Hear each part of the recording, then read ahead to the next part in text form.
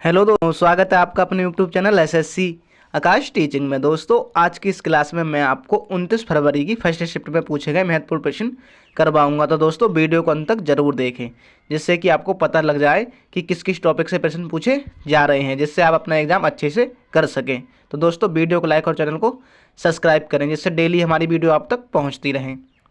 तो दोस्तों, प्रश्न नंबर 1 है हमारा, किस पंचवर्षीय योजना में हरित क्रांति आई थी।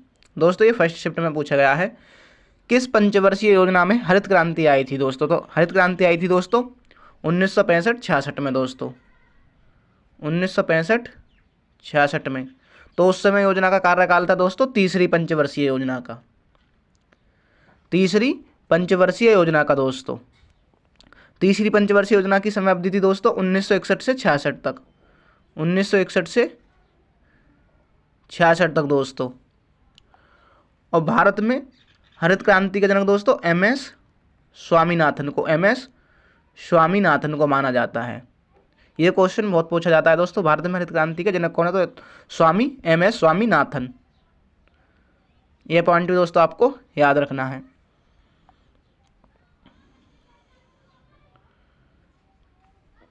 अगला प्रश्न है दोस्तों, संविधान सभा का गठन पहली बार कब हुआ था। संविधान सभा का गठन पहली बार कब हुआ था दोस्तों, तो पहली बार हुआ था दोस्तों 9 दिसंबर 1946 को। 9 दिसंबर 1946 को दोस्तों, पहली बार 9 दिसंबर 1946 को पहली बैठक हुई थी दोस्तों 9 दिसंबर 1946 को। दूसरी हुई थी 11 दिसंबर 1946 को दोस्तों। तीसरी बैठक हुई थी 13 दिसंबर 1946 को। और अंतिम बैठक हुई थी दोस्तों 24 जनवरी 1950 को। अंतिम बैठक भी दोस्तों पूछ लेता है। अंतिम बैठक कब हुई थी दोस्तों, 24 जनवरी 1950 को। प्रश्न दोस्तों, फ्लेमिंगो उत्सव कहाँ मनाया जाता है। तो दोस्तों, फ्लेमिंगो उत्सव मनाया जाता है आंध्र प्रदेश में। आंध्र प्रदेश में दोस्तों। उत्सव टॉपिक से भी हर शिफ्ट में कम से कम एक प्रश्न तो पूछा ही गया है। तो दोस्तों, फ्लेमिंगो उत्सव आंध्र प्रदेश में मनाया जाता है। केरल में मनाया जाता है दोस्तों ओणम। केरल में मनाया जाता है दोस्तों ओणम। तमिलनाडु में मनाया जाता है दोस्तों पुंथाड़ू। तमिलनाडु में दोस्तों पुंथाड़ू। केरल में ओणम, तमिलनाडु में पुंथाड़ू। और पंजाब में दोस्तों मनाया जाता है बैसाखी। ये पॉइंट भी दोस्तों आपको याद रखने हैं, पंजाब में बैसाखी।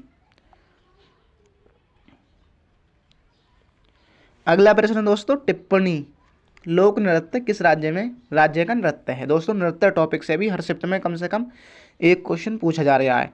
टिप्पणी लोक नृत्य किस राज्य का लोक नृत्य है दोस्तों, गुजरात का। गुजरात का दोस्तों टिप्पणी के साथ साथ डांडिया भी है। डांडिया और दोस्तों गरबा भी है। गरबा, डांडिया और गरबा भी दोस्तों पूछे गए हैं।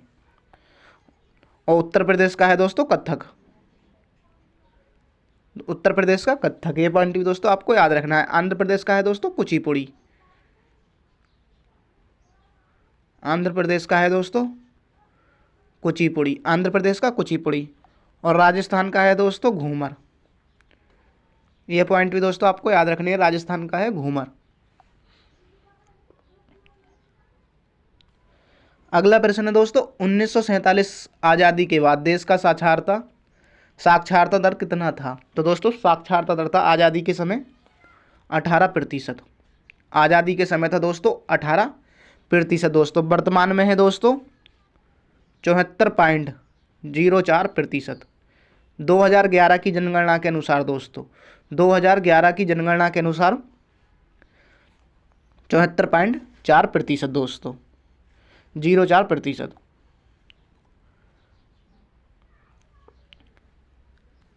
अगला प्रश्न है दोस्तों, महात्मा बुद्ध को किस पेड़ के नीचे ज्ञान प्राप्त हुआ था। तो दोस्तों, महात्मा बुद्ध को हुआ था पीपल के वृक्ष के नीचे। पीपल का वृक्ष दोस्तों, महात्मा बुद्ध को हुआ था दोस्तों पीपल के वृक्ष के नीचे। 35 वर्ष की आयु में दोस्तों। कहाँ हुआ था, बोध गया बिहार में दोस्तों। ये पॉइंट भी आपको याद रखना है, बोध गया बिहार में। पीपल के वृक्ष के नीचे 35 वर्ष की आयु में बोध गया बिहार में।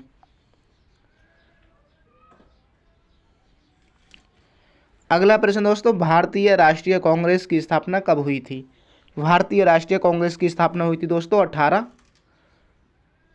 1885 ईस्वी में दोस्तों, 1885 ईस्वी में। कहाँ हुई थी दोस्तों? मुंबई में, मुंबई। भारतीय राष्ट्रीय कांग्रेस के प्रथम अध्यक्ष थे दोस्तों व्योमेश चंद्र बनर्जी, व्योमेश चंद्र बनर्जी दोस्तों, प्रथम अध्यक्ष दोस्तों व्योमेश चंद्र बनर्जी। अगला प्रश्न दोस्तों, निम्नलिखित युगों में से सिंधु सभ्यता किस युग में पड़ती है? तो दोस्तों सिंधु सभ्यता पड़ती है आध ऐतिहासिक काल में दोस्तों, सिंधु सभ्यता दोस्तों आध ऐतिहासिक काल में।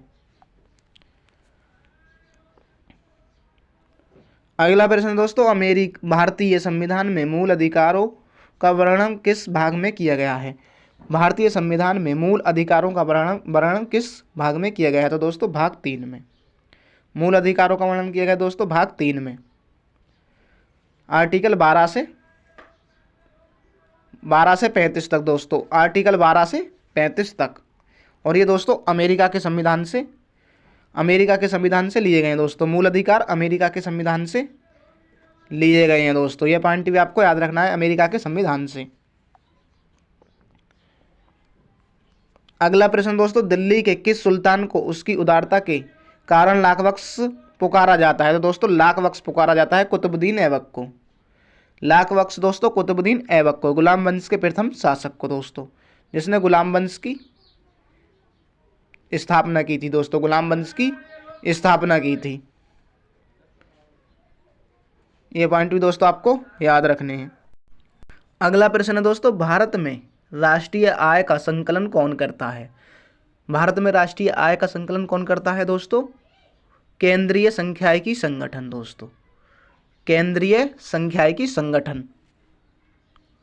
पहली बार दोस्तों 1866 में, पहली बार दोस्तों राष्ट्रीय आय का आकलन किया था 1866 ईस्वी में दादा भाई नौरोजी ने दोस्तों। अगला प्रश्न है दोस्तों, भारत के संविधान का ढांचा तैयार करने के लिए संघीय व्यवस्था की योजना किस देश से ली गई है? तो दोस्तों भारत के संविधान का ढांचा तैयार करने के लिए संघीय व्यवस्था की योजना ली गई है दोस्तों स्विट्जरलैंड के संविधान से, स्विट्जरलैंड के संविधान से दोस्तों, स्विट्जरलैंड के संविधान से दोस्तों। और दोस्तों यूके के संविधान से लिया गया है, यूके के संविधान से लिया गया है दोस्तों एकल नागरिकता। और दोस्तों कानून निर्माण प्रक्रिया और मंत्रिमंडल प्रणाली। और दोस्तों यूएसए के संविधान से, अमेरिका के संविधान से दोस्तों स्वतंत्र न्यायपालिका, मौलिक अधिकार।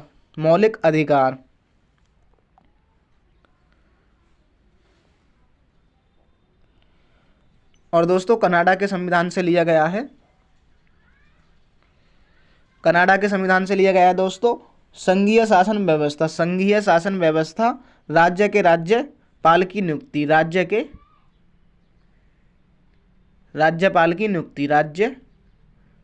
नियुक्ति दोस्तों। अगला प्रश्न है दोस्तों, फलों को कृत्रिम रूप से पकाने के लिए प्रयुक्त गैस है? तो दोस्तों फलों को कृत्रिम रूप से पकाने के लिए कृत्रिम गैस है एसिटिलीन।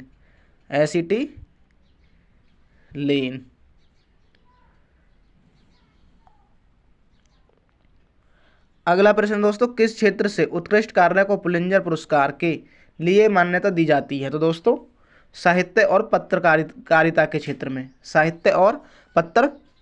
क्षेत्र में दी जाती है।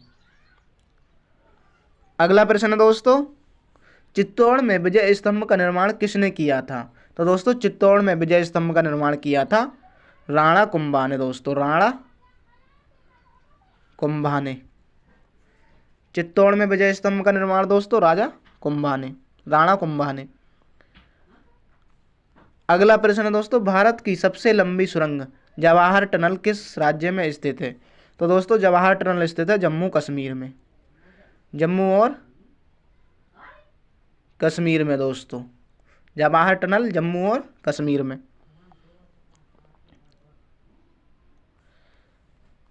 अगला प्रश्न है दोस्तों, वायुमंडल में वायु में ऑक्सीजन का प्रतिशत कितना है? तो दोस्तों ऑक्सीजन का प्रतिशत है 21%। वायुमंडल में दोस्तों ऑक्सीजन का प्रतिशत है 21% दोस्तों। नाइट्रोजन है दोस्तों 78%। 1% दोस्तों अदर्श गैसें हैं, अक्रिय गैसें। अगला प्रश्न दोस्तों, इंडिया विंस फ्रीडम पुस्तक के लेखक कौन है? तो दोस्तों इंडिया विंस फ्रीडम पुस्तक के लेखक हैं मौलाना आज़ाद। मौलाना आज़ाद दोस्तों भारत के पहले शिक्षा मंत्री थे। देश आज़ाद के बाद भारत के पहले शिक्षा मंत्री मौलाना आज़ाद दोस्तों। इंडिया विंस फ्रीडम पुस्तक के लेखक मौलाना आज़ाद। अगला प्रश्न दोस्तों, श्रम दिवस किस तिथि को मनाया जाता है? तो दोस्तों श्रम दिवस मनाया जाता है 1 मई को। श्रम दिवस दोस्तों 1 मई को, और 8 मई को दोस्तों विश्व रेड क्रॉस दिवस, विश्व रेड क्रॉस दिवस, विश्व रेड क्रॉस दिवस 8 मई को। 1 मई को दोस्तों श्रम दिवस मनाया जाता है।